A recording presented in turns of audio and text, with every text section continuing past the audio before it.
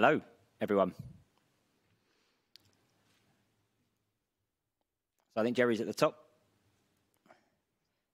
Hi there, Thomas. Congratulations. Thank you very much. We saw you out on the pitch. You seem to be FaceTiming your family, was it? I just wondered what the message was and how you summarise your thoughts right now.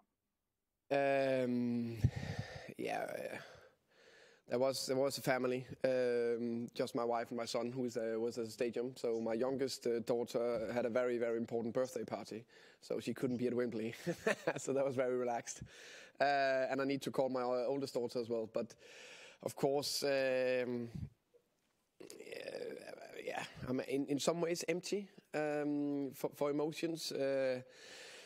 Just after the final whistle, of course, I was very emotional and there was tears in my eyes and in a lot of the staff and a lot of the players because it's so big.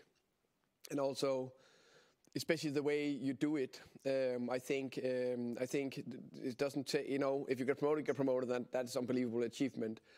But the thing, we were so close last year, twice in the original season to get automatic promoted, so close in the final, so devastated, 10 days holiday, even less actually, back into it, COVID restriction, second, third, fourth wave, the most condensed season.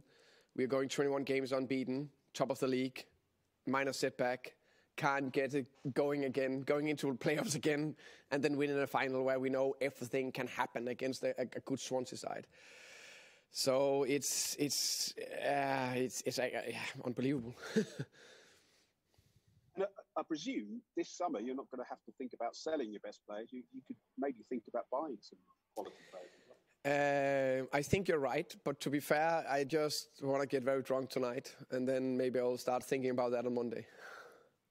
And just give us a word about that start you made, because to get 2 goals inside 20 minutes must have set you really on the way and given you confidence throughout the game. Yeah, of course that always helped, but I just sensed this week, Thursday, Friday, this morning at the hotel, the players were calm, relaxed, and ready to be ruthless. And I said that to the players Thursday. I said Friday. I said it before we went out. I said, I have a little, nervy feeling in my stomach and butterflies. And I say, that's perfect. And then you're ready for combat mode. But I also sense that you're calm, and I sense that you're ready to be ruthless. And then we talked a lot about go out there with attitude, be brave, have a cool head, and only think about win the next moment throughout the game. And how much did you learn and the players learn from last year's experience? I think it's easy to say after we won, what I want to say is that it's more obvious after we won today and the start that intuitive feeling of experience. We've been here before. We know what it is. Last year the stadium looked massive. It didn't look that massive this year. So just bits like that. And then also what I was a little bit sad about last year was that I didn't felt that we really, played, our best game or gave everything, or, not we gave everything, but, we didn't take the one we won, or we didn't play forward enough, or we definitely did that this year. Thank you. Enjoy your evening. Thank you. Right, so Jim's next. Hi, Thomas. Many congratulations. Thomas, do you feel this was a defining day in the future of Brentford Football Club? 100%. Of course, it's up to us to continue that journey next year. I don't want to talk too much about that today. As I just said before, I want to get very drunk tonight, and then we think about that after that. But I think it's... I'm so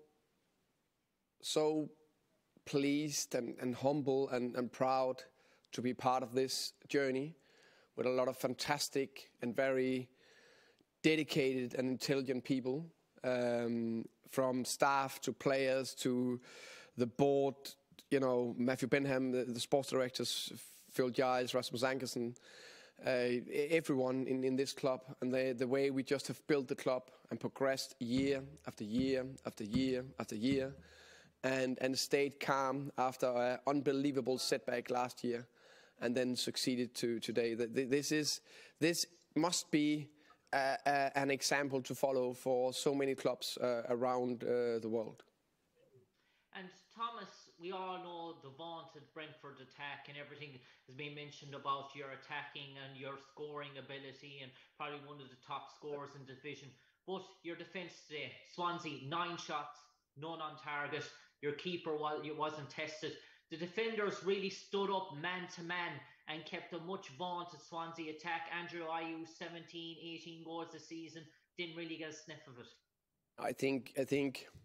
I actually think we've been really good. We just conceded too many goals, but on all defensive stats, touches in our box, I think we're the best in the league. And expected goals against, we're also the best in the league. So we actually performed to that standard throughout the year. So I actually think that we've been unlucky not to get automatically promoted in many ways.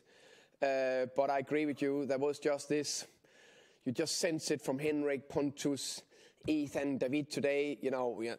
This is not going. We're going to win this one. We're not conceding anything. But also Mats Rorslev, Sergi Canos, everything in the midfield, Vita, Emi, Matti, and Brian and Ivan. It was the whole team defending together. So a fantastic achievement. And Thomas, lastly from me, I suppose it is a delightful occasion for Brentford, and having gone through that pain last year, could you have gone through yourself another year in the Championship? Given all this turmoil, was this really a defining day for you as a manager as well, in terms of your own personal ambitions? I know you probably have ambitions to play in the Premier League for a while. You're getting your first taste of being a Premier League manager, and you get to do it, Brentford. Obviously, there would have been an awful lot of clubs in for you this summer if you hadn't been successful with Brentford, probably Premier League clubs as well.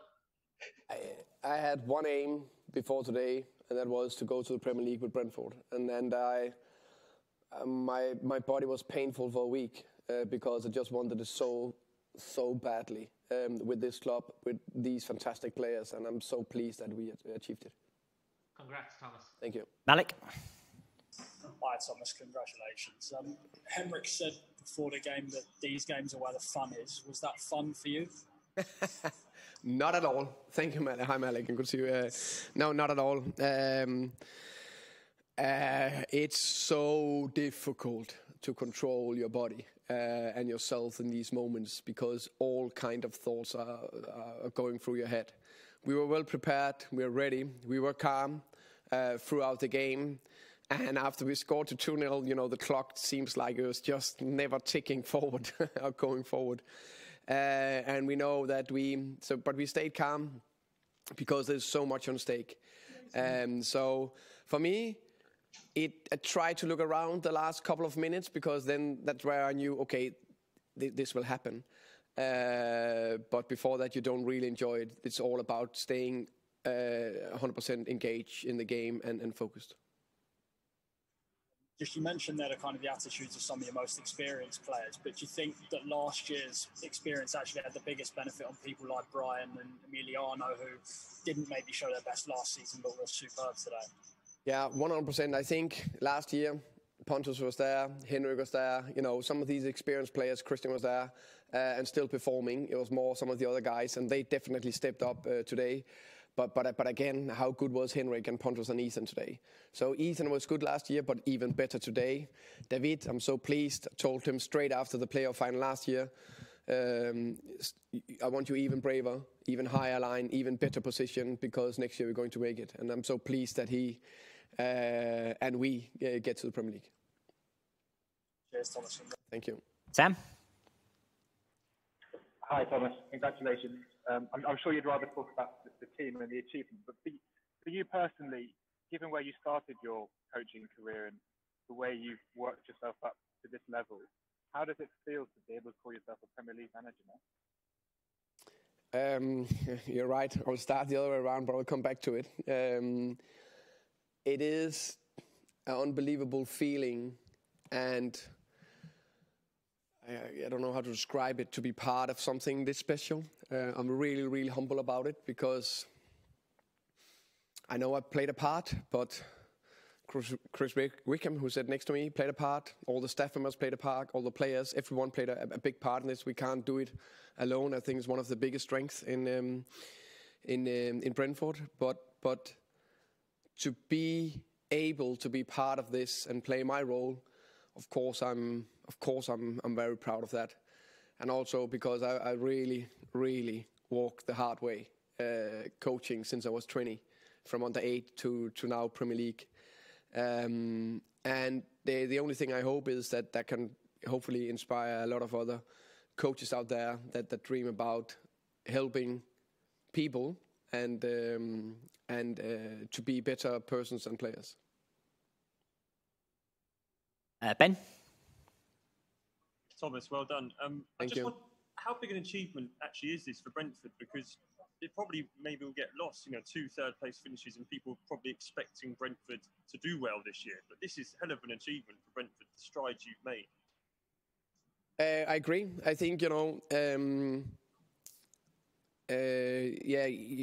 just give me the clue, because I haven't said that actually, because last year there was no really expectation to us from the beginning of the season. This year there were, so we need to handle that on top of everything. So we need to handle the mental side of being one of the top teams that everyone fears, and there's a pressure on us to do well this year, and the players have just done fantastic to keep the focus on the next training and the next game throughout the season, and that is very remarkable. Justin? Hi, Thomas. Many congratulations. Hi, thank you, Justin. Thomas, how important is it when in the Premier League to stick to the model that you've had over the last few years and stick to this identity? Because in the past we've seen teams that have gone up, and Swansea are an example. Really, they went up with a fantastic model, way of playing, and sort of lost their way a little bit. How important is it to stick to that in the Premier League? Don't shy away from what you've been doing that's made you successful. It's going to be extremely important that we stick to that, and I'm not in doubt that we will. We'll be calm. With a clear strategy, going into the Premier League, and then we'll see what happens. I don't want to speak too much about that, but definitely we will be calm and stick to the strategy. Now, obviously, Emiliano produced another great performance today, and he was saying he's hoping that you're going to get quite drunk tonight, and he'll be in your ear to offer him a new contract. Emiliano deserves a lot of praise. Unbelievable. He's been remarkable. I think it's a fantastic story about him. Struggled to find his feet in the club, mainly because of injuries. Coming back and being a very important player in the end of last season, in the run-in, the 9 games and the 3 playoff games. And this year I was never in doubt that, to be fair, that I wanted to play him in the final. Even that he was...